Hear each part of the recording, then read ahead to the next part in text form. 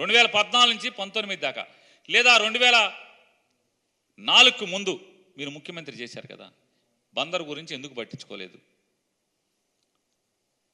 ఇవాళ మీరు పెంగళ వెంకయ్య గారిని తీస్తారు, జాతీయ జెండా గురించి చెప్తారు. బ్రిటిష్ టైంలో బందరు చరిత్ర ఘనం అంట. మరి నువ్వే కదా నల్లదొర పరిపాలించావు 14 ఏళ్ళు, నీ ఏలుబడులు ఏమైపోయింది?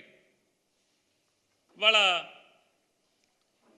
ఇటువంటి బొంకు మాటలు మాట్లాడాడు ఆయన. ఈ బొంకు మాటలు కాక ఏంటది? ఇవాళ ఆయన మాట్లాడుతూ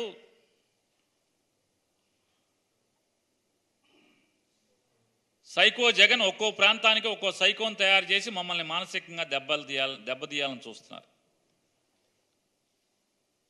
నేను మిమ్మల్ని మానసికంగా ఏం కుంగదీశాను? ఏ రోజన్నా మీ గురించి, మీ కుటుంబ విషయాల గురించి, మీ వ్యక్తిత్వం గురించి ఏ రోజన్నా నేను మాట్లాడున్నానా? సవాల్ చేస్తాను చంద్రబాబు నాయుడు గారిని.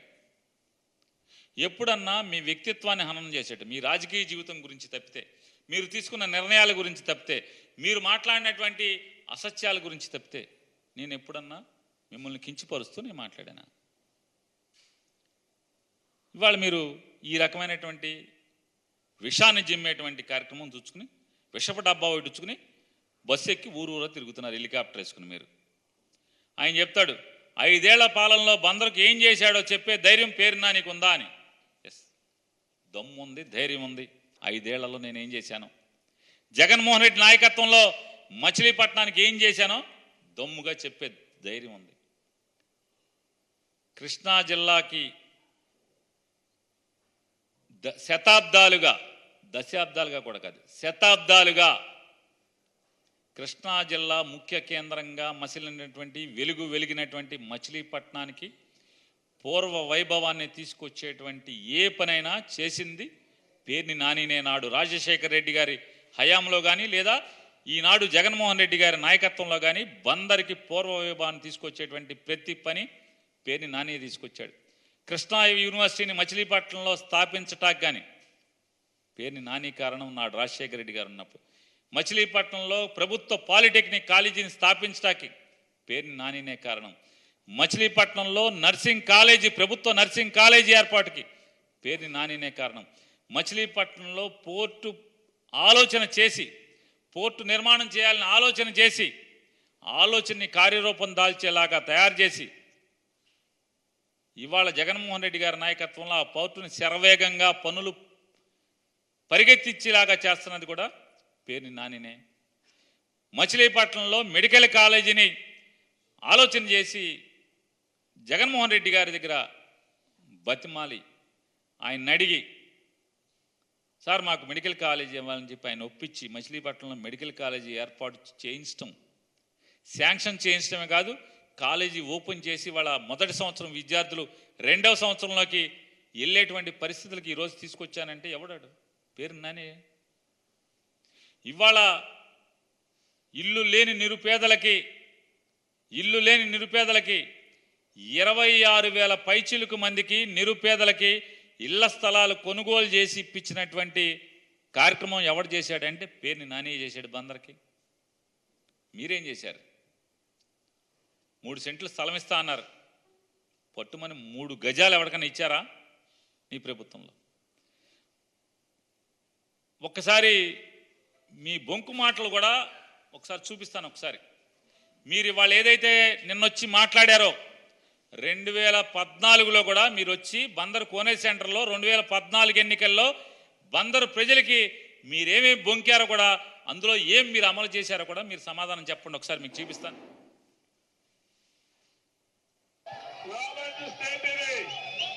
రెండోది 1000 కిలోమీటర్లు మొత్తం తీర ప్రాంతం ఉంది. ఇక్కడే బందరు. పోర్టు కావాలా లేదా బందరికి? నేను చెప్తున్నా, పోర్టు కావాలా వద్దా తమ్ముళ్ళు? 6 నెలలు పోర్టు పని ప్రారంభించి పూర్తి చేయించే బాధ్యత తీసుకుంటా. గెలిచిన 6 నెలల్లో పోర్టే కాదు, పోర్టు ఆధారంగా ఒక ఇండస్ట్రియల్ కారిడార్ గా పెద్ద ఎత్తున పరిశ్రమలు కూడా ఇక్కడికే తీసుకొస్తా. బందరికి పరిశ్రమలు కూడా తెస్తాడు. పరిశ్రమలు ఇక్కడే పెట్టిస్తా. అక్వాకల్చర్ చేపలు రొయ్యల పరిశ్రమలు కూడా పెట్టిస్తా. చేపలు రొయ్యలు బందరు పోర్ట్ నుంచి ప్రపంచమంతా కూడా మన ఉత్పత్తులు పోవాలి. ఈ యొక్క బందరు టౌన్ ని మచిలీపట్నం టౌన్ ని తమలో విజయవాడ కాదు హైదరాబాద్ తో సమానంగా బెజవాడ కాదు హైదరాబాద్ తో సమానంగా చేస్తా. ఒక స్మార్ట్ సిటీగా తయారు చేస్తా. ఐటీకి ప్రాధాన్యత ఇస్తాం. సాఫ్ట్వేర్ కంపెనీలు కూడా నుంచి ఇక్కడికి 4 లైన్ రోడ్డు కానీ అదే మాదిరిగా మిగిలిన ప్రాంతాలకు బాగా కనెక్టివిటీ చర్య చేస్తాం. ఇక్కడ నుంచి రేపల్లకు మళ్ళా రైల్వే లైన్ కూడా వచ్చి రేపల్లికి రైల్వే లైన్ వేయిస్తా. అవసరమైతే ఈ మచిలీపట్నంలో 1-2 అవుటర్ రింగ్ రోడ్డు కూడా 1-2 అవుటర్ రింగ్ రోడ్డు. ₹2 20 లీటర్లు మంచినీళ్ళు ఇప్పిస్తాం. తమ్ముళ్ళు మినరల్ వాటర్ ఇప్పిస్తాం. ఈ మచిలీపట్నంలో హైదరాబాద్ గట్టయితే దేశం మొత్తం వచ్చి ఉద్యోగాలు చేశారు. ఈ మచిలీపట్నానికి అందరూ వచ్చి ఉద్యోగాలు చేసే విధంగా తయారు చేస్తాను. నీకే కాదు హైదరాబాద్ ని ఉద్యోగాలకు బంద్ వచ్చేట్టు చేస్తాను. ఉద్యోగం ఇప్పిస్తా. మంగనపూడి బీచ్ ఒక బీచ్ గా తమ్ముడు చాలా రావాలి. మంగనపూడి బీచ్ ని ఒక మంచి బీచ్ గా తయారు చేసి టూరిజం కూడా పెద్ద ఎత్తున టూరిస్ట్ విధంగా చేస్తాయి. ఇక్కడ మీరు ఒకటి ఆలోచించాలి. నేను విజన్ ఉన్న నాయకుడిని, విజన్ ఉన్న నాయకుడు, దృష్టితో ఆలోచించే నాయకుడిని. నన్ను చూస్తే 10 మంది రమ్మంటే వస్తారు, పెట్టుబడులు పెడతారు. బిల్ క్లింటన్ లాంటి వ్యక్తి నా పరిపాలన చూసి మెచ్చుకున్న సందర్భాలు తమ్ముళ్ళు ఒక్కరు కాదు, ప్రపంచం అధినేతలంతా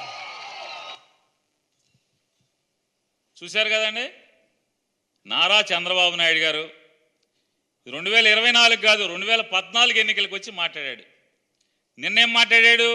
2024కి వచ్చి పోర్టు పూర్తి చేస్తాను, మళ్ళీ పరిశ్రమలు తెస్తాను, రేపల్లికి రైలు మార్గం వేస్తాను. ఇంతకన్నా దగాకోరు ఎవడన్నా ఉంటాడో చెప్పండి. ఇది నేను ఇట్లాంటివి మాట్లాడితే నన్ను బూతులు తిడుతున్నా అని మాట్లాడతాడు. ఇది బూతులా? ఎవరు బూతు? ఇది కదా బూతు? ఇది కదా బూత్ అంటున్నా.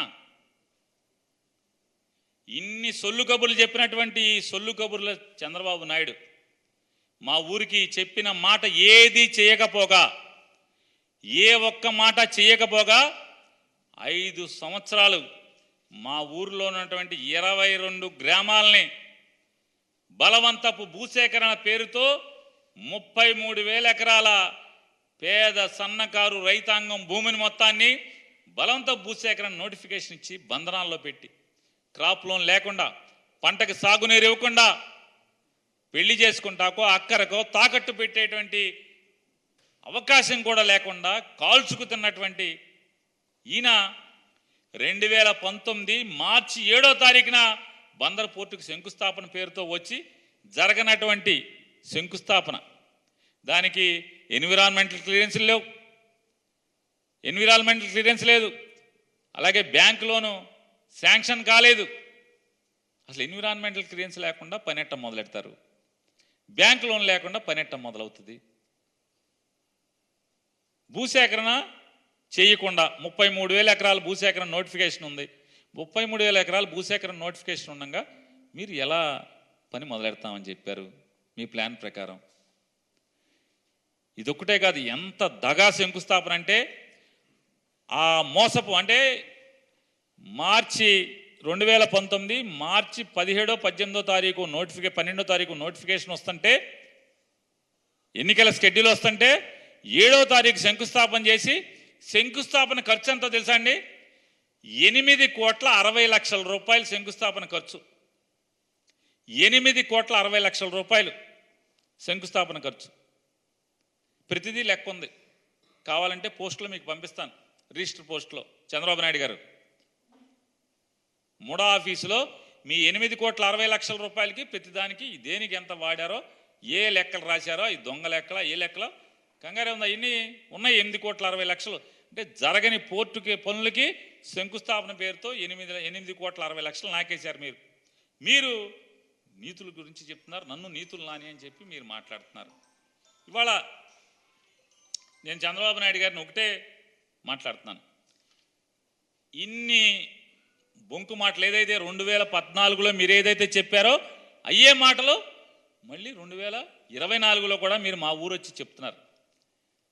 అంటే చెప్పటానికి మీకు సిగ్గు లేదా, ఇంటాకి మాకు సిగ్గు లేదా? 2014లో చెప్పి 19 దాకా 5 ఏళ్ళు మీరు ముఖ్యమంత్రి పదవెలగబెట్టి మళ్ళీ 24లో మీరు అయ్యే హామీలు అయ్యే మాటలు వచ్చి మీరు బందర్లో సభలో మీరు చెప్తున్నారంటే అంటే మేము బందరోళ్ళని ఏమనుకుంటావు, పిచ్చోళ్ళం అనుకుంటారా? ఏమనుకుంటున్నా చంద్రబాబు నాయుడు గారు బందరోళ్ళని మేము పిచ్చోళ్ళం అనుకుంటున్నారా మీరు?